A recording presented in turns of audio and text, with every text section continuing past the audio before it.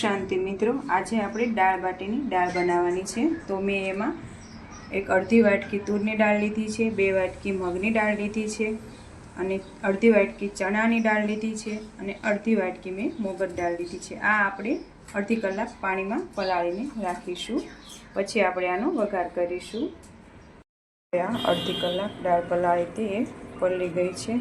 હવે આપણે દાળનો વઘાર કરવા માટે મેં ટમેટાં 2 નંગ ટમેટાં કાપ્યા છે અને 2 લીલા મરચાં અને વઘાર માટે આપણે આ તમાલપત્ર છે, 2 લવિંગ છે અને 1 તેજપત્તા અને મીઠો લીમડો એનો આપણે વઘાર કરીશું। વઘાર માટે આપણે તેલ ગરમ કરવા મૂકી દીધેલું છે। મેં 5 પાવડા જેવું તેલ લીધું છે, તો તેલ આપણે ગરમ કરી લઈએ।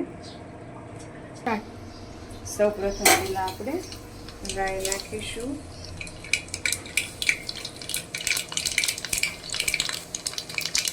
એક ચમચી 1.5 ચમચી જેવી મેં રાઈ નાખી છે।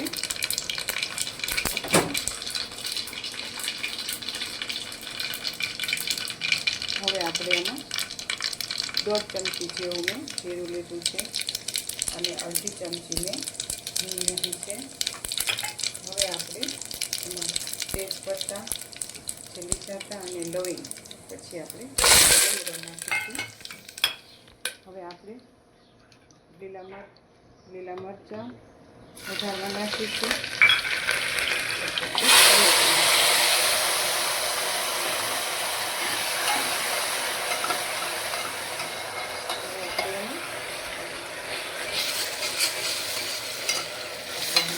સાતળવા દેવાનું છે થોડી વાર, 10-15 મિનિટ આપણે ટમેટાં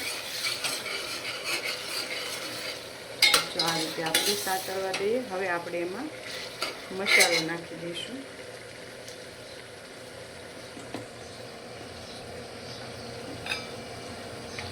આપણે જે આ દાળ પલાળીને રાખી હતી, દાળ બાટીની દાળ કરવાની છે આપણે, દાળ પલાળીને રાખી હતી એ દાળ આપણે એમાં નાખીશું।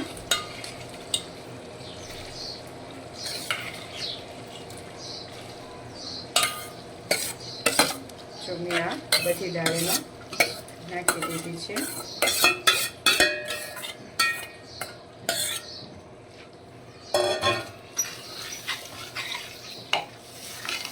હવે આપણે આ રીતે મિક્સ કરી લઈએ। હવે એમાં આપણે મસાલા નાખીશું।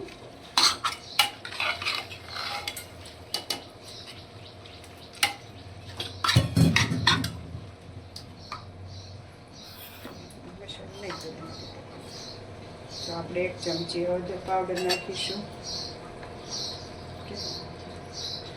4 ચમચી આપણે લાલ મરચું પાવડર નાખીશું,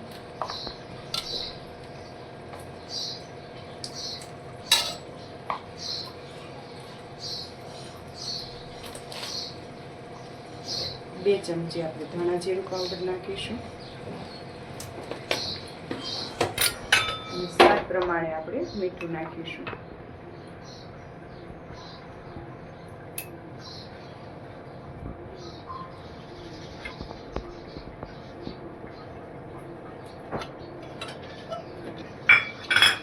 હવે આપણે બધું મિક્સ કરી લઈએ।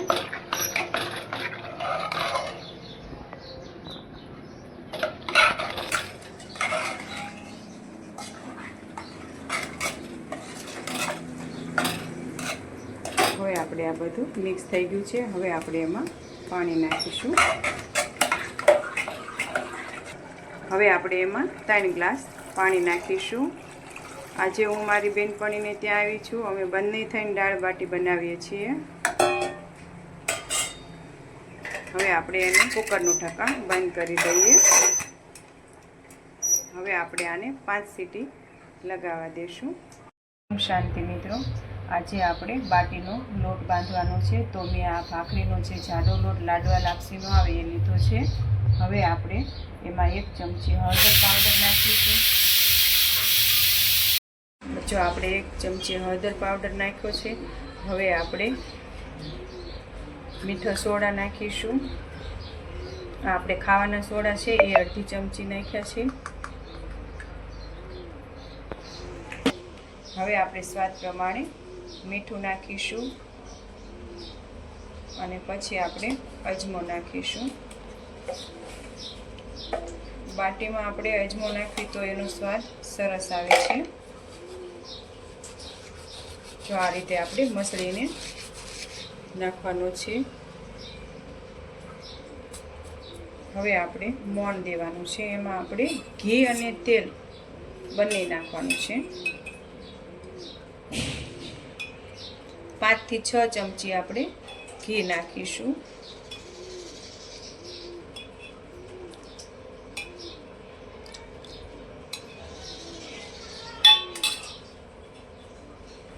હવે આપણે ઘી નાખ્યું છે એટલું જ આપણે તેલ નાખીશું.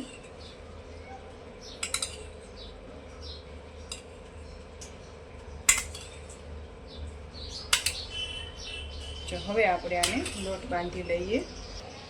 હવે આપણે આને બે મિક્સ કરી લઈશું એટલે મોણ સરસ દેવાઈ જાય છે.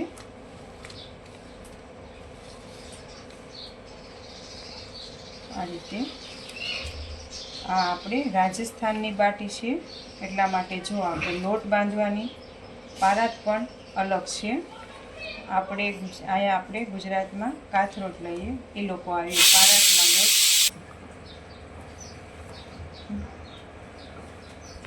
જો આપણે આ લોટમાં મોણ જે નાખ્યું તો એ આપણે મિક્સ કરી લીધું છે. તમને ઓછું ના લાગે તો તમે ફરી વખત તમે નાખી શકો છો. અને આપણે જે આ રીતે આમ મુઠ્ઠી વડે લાડવાની એવી રીતે જો આ રીતે આવું મોણ આપણે લેવાનું છે. તો જ આપણે રાજસ્થાનની બાટી બનાવીએ એવી બનશે,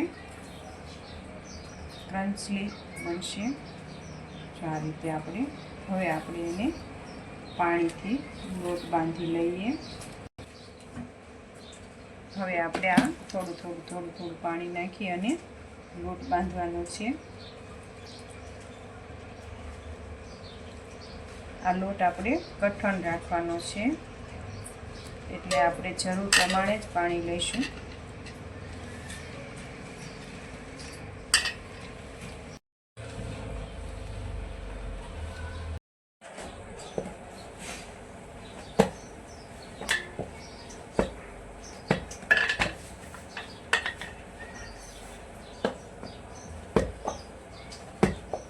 મેં અને મારી બેનપણીએ બંને થઈ લોટ બાંધ્યો છે. હવે અમે બંને થઈ બાટી બનાવીશું.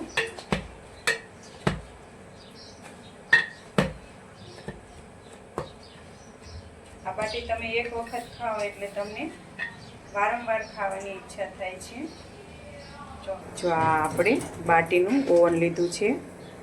આને આપણે આ રીતે ગેસ ચાલુ કરી અને મૂક્યું છે. હવે આની ઉપર એક જાળી આવે છે.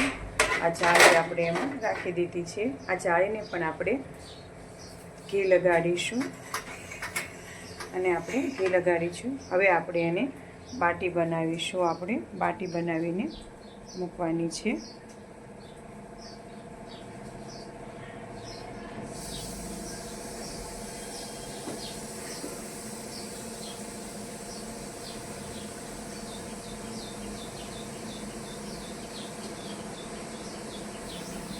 આ રીતે આપણે બધી બાટી બનાવી લઈએ. જો આવી આપણે બાટી થઈ છે. આ જ રીતે આપણે બધી બાટી બનાવી લઈએ અને આને આપણે ધીમા આંચ ઉપર શેકીશું. જો આપણે આ બધી બાટી તૈયાર થઈ ગઈ છે અને આવી રીતે આપણે બે બાજુ દબાવીને સેજ મૂકીશું એટલે કાચી પણ ન રહે. આ રીતે આપણી બાટી બધી તૈયાર થઈ ગઈ છે અને સરસ રીતે આપણે એને ધીમા આંચે શેકવાની છે. હવે આપણે ઉપર ઢક્કણ ઢાંકી દઈશું એનું, જે આપણે ઓવન સાથે આવ્યું છે એને. જો આ રીતે આપણે બાટીનું ઓવન છે આખું આપણું. હવે આપણે એને હવે આપણે આને જોઈ લઈશું. થોડી શેકાણી છે. જો આપણે પછી એવી રીતે ફેરવી નાખવાની છે બધી બાટીને. ધીમે ધીમે આપણે શેકાય છે, ધીમી આંચ રાખી છે એટલા માટે. આ રીતે આપણે બધી બાટી શેકાવા દઈએ. હજી આપણે શેકાણી નથી, પણ આ રીતે ફેરવતા જઈશું એટલે કાચી ના રહે. જો બધી આ રીતે ફેરવી લીધી. હવે આપણે પાછું ઢાંકણ બંધ કરી દઈએ. જો આપણે આ દાળ તૈયાર થઈ ગઈ છે. હવે આપણે એક બાઉલમાં લઈ લઈએ. હવે આપણે આને ઝેરણી વડે ઝેરી લઈએ. પહેલાં જો આપણે લાકડાની ઝેરણી લીધી છે. હવે આપણે એને ઝેરી લેવાની છે. એટલે બ્લેન્ડરથી નથી ઝેરવાની, આને ઝેરણીથી ઝેરવાની છે. જો આ રીતે આપણી દાળ તૈયાર થઈ ગઈ છે. હવે આપણે એને બાટી સાથે લેવાની છે. આ આપણી દાળ રેડી થઈ ગઈ છે. હવે આપણે એને બાટી સાથે લઈશું અને હવે આપણે ધાણા નાખીશું. પછી આપણે એમાં જો આ રીતે આપણે શેકાવા લાગી છે. જો આવી બદામી રંગની થાય ત્યાં સુધી આપણે એને શેકાવા દેવાની છે. આ રીતે હજી આપણે એને શેકાવા દેવાની છે. બાટી શેકાતા ખૂબ જ વાર લાગે છે, અડધી કલાક જેવી ટાઈમ લાગે છે. એને બંધ કરી દઈએ. આ આપણી બાટી સરસ શેકાઈ ગઈ છે. હવે એને ઘીમાં બોળવાની છે. તો એના માટે મેં ઘી લીધું છે. આ ગાયનું દેશી ચોખ્ખું ઘી છે, ઘરે બનાવેલું ઘી છે. હવે આપણે આ બાટીને લઈને એમાં બોળવાની છે આખી. हमारी बाटी सूख चुकी है. બાટી શેકાઈ ગઈ છે. હવે આપણે એને ઘીમાં જો આ રીતે સહેજ ભાંગી લેવાની અને પછી આપણે એને ઘીમાં આખી બોળી દેવાની છે. આ રીતે ઘીમાં બોળી અને પછી એને એક ગરવામાં મૂકી દઈશું, એટલે ગરમ જ રહે. આ રીતે બધી બાટી આપણે આ જ રીતે ઘીમાં કરવાની છે. જો આ રીતે આખી ઘીમાં થાય છે. આને જ આપણે પ્યોર રાજસ્થાની બાટી કહીએ.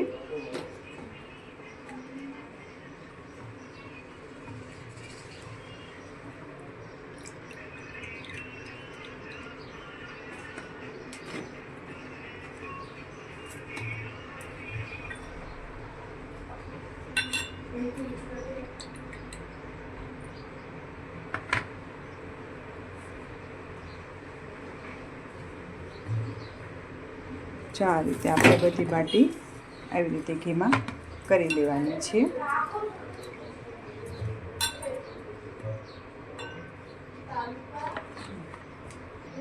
જો આપણે બધી બાટી ઘીવાળી થઈ ગઈ છે. હવે આપણે પરમાત્માની યાદમાં બનાવી હતી અને આપણે પરમાત્માને ધરવાની છે. તો એક પ્લેટમાં આપણે બાટી લઈ લઈએ.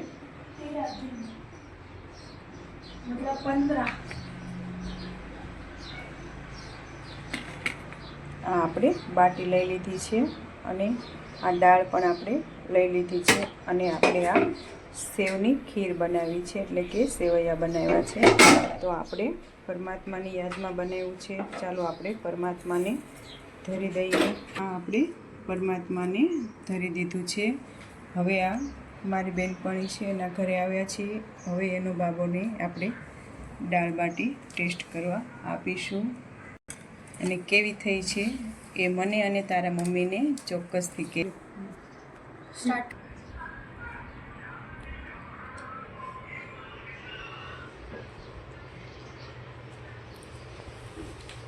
So yummy, बहुत अच्छा है. Please do this channel, like, subscribe and share to your friends and relatives. आज मेरी मम्मी की बेस्ट फ्रेंड अरुण आंटी आई है. उन्होंने आज हमारे लिए दाल बाटी बनाई है. ये बहुत यम्मी है. Like and subscribe. ओम शांति. ઓમ શાંતિ મિત્રો.